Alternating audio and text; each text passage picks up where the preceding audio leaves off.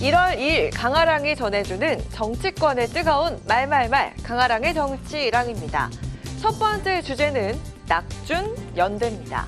신당 창당을 본격적으로 추진 중인 이낙연 전 민주당 대표와 이준석 전 국민의힘 대표가 연대 가능성을 시사했습니다. 양당 정치의 최악의 폐해를 끝내자는 뜻에 동의한다면 누구와도 협력해야 한다는 원칙을 가지고 있습니다. 구체적으로 그분을 언제 만날 것인가 하는 계획은 아직 없습니다만은 이 양당의 견고한 기득권의 벽을 깨는 일이 손쉬운 일은 아니기 때문에 협력해야 하는 것은 당연합니다. 상호보완적 결합이 된다고 봅니다. 저는 이낙연 대표를 개인적으로 모릅니다. 인간적인 면이 통하면은 그 다른 지점들이 오히려 상호보완적인 관계가 될 수 있습니다. 저와 좀 다른 삶을 살아오신 분이기 때문에 우선 좀 잘 알아야 됩니다.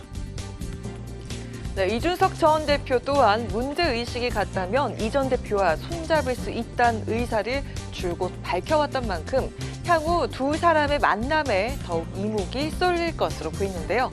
구체화되는 듯한 두 사람의 연대 가능성에 정치권의 의견도 엇갈렸습니다. 물리적 결합은 돼도 화학적 결합은 어려울 거라고 보긴 하는데 정치는 생물이니까 잘 되면 선거연합 정도는 가능하지 않을까 싶습니다. 지금 이 시점에서 뭔가 통합 이야기를 하는 건 서로에게 더 마이너스인 것 같아요. 그걸 모르지 않을 거라고 생각돼서 아직은 그런 가능성이 낮다고 생각합니다.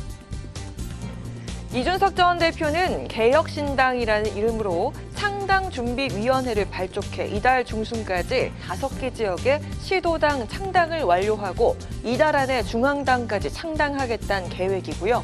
이낙연 전 대표 역시 새 정당 이름 후보를 놓고 고심 중인 상황. 어제 행주산성에서 가진 기자회견 등 이 전 대표의 적극적인 움직임에 민주당 지도부는 서운한 기색을 감추지 않았습니다.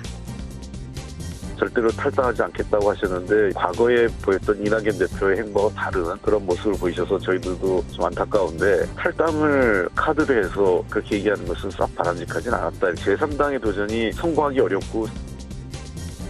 네, 새해를 맞아 발표한 SBS 여론조사를 보면요. 이번 총선에서 어느 정당에 투표할 건지에 대한 질문에 민주당과 국민의힘에 이어서 이른바 이준석 신당, 이낙연 신당 순으로 나타났습니다. 그만큼 이들이 만약 연대에 성공한다면 그 파급력도 기대해볼 만한 상황입니다. 전직 대표가 중심이 돼 신당 창당을 공식화한 여야. 과연 제3지대가 이번 총선에 미칠 영향력은 과연 어느 정도일까요? 두 번째 주제입니다. 여야 신년사입니다. 윤석열 대통령이 신년사를 통해 경제 회복의 온기가 사회적 약자에게 온전히 전해지도록 하겠다며 민생 회복 의지를 밝혔습니다.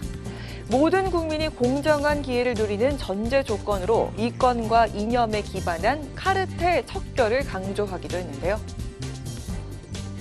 부패한 패거리 카르텔과 싸우지 않고는 진정 국민을 위한 개혁이 불가능하기 때문입니다. 검토만 하는 정부가 아니라 문제 해결을 위해 행동하는 정부가 될 것입니다.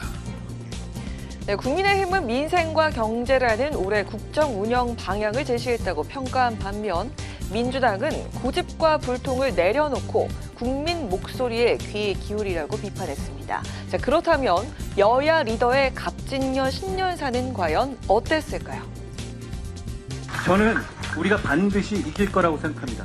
저는 헌신하겠습니다. 우리 당의 이런 자산과 보배들에게 필요한 헌신을 요구하겠습니다.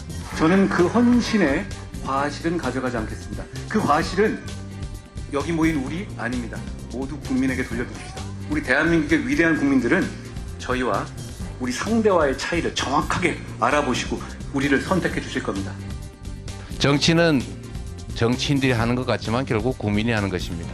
어려운 이 상황 우리 반드시 깨고 또 나은 길, 새로운 길을 찾아가야 합니다. 비록 상황은 어렵고 힘들긴 하지만 그래도 우리 함께 손잡고 얼마든지 헤쳐나갈 수 있다고 생각합니다. 이처럼 한동훈 비대위원장은 변화와 미래를, 이재명 대표는 사명을 내세우며 총선 승리를 강조했습니다. 모쪼록 여야의 리더가 밝힌 이 신년사의 포부가 반드시 지켜지는 한 해가 되길 바라겠습니다. 지금까지 강아랑의 정치랑이었습니다.